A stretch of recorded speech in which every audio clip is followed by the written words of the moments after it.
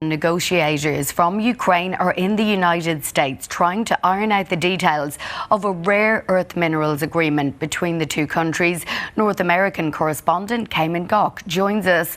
Good morning to you. How close are they to actually getting this deal signed? Good morning.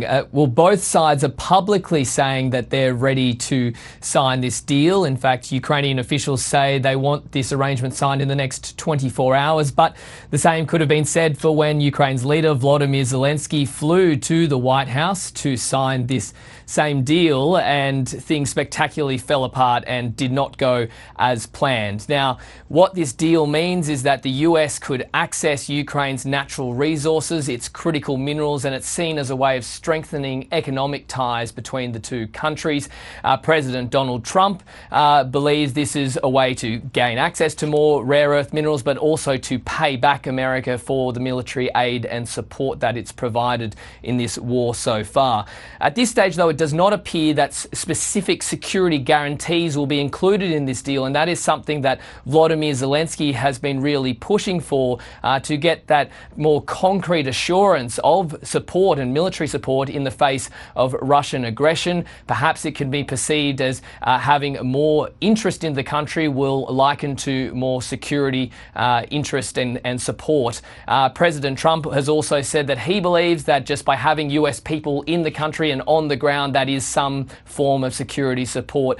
But just as negotiations seem to be going well, it appears there is a snag with the US Treasury Secretary Scott Bessent accusing Ukrainians of adding details to this deal in the 11th hour. Take a listen.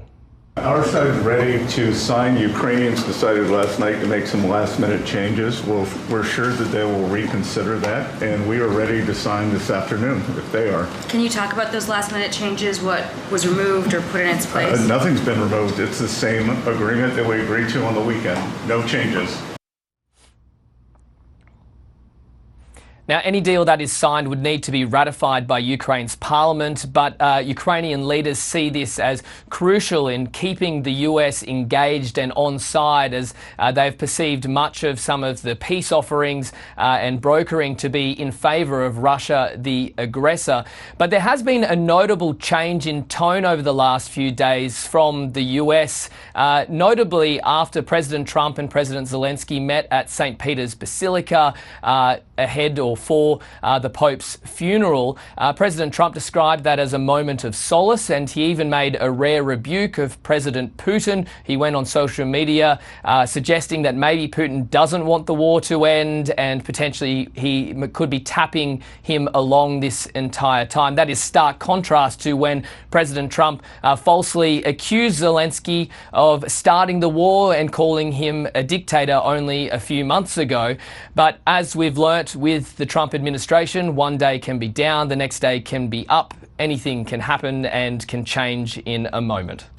Things change quickly. Thank you, Cayman.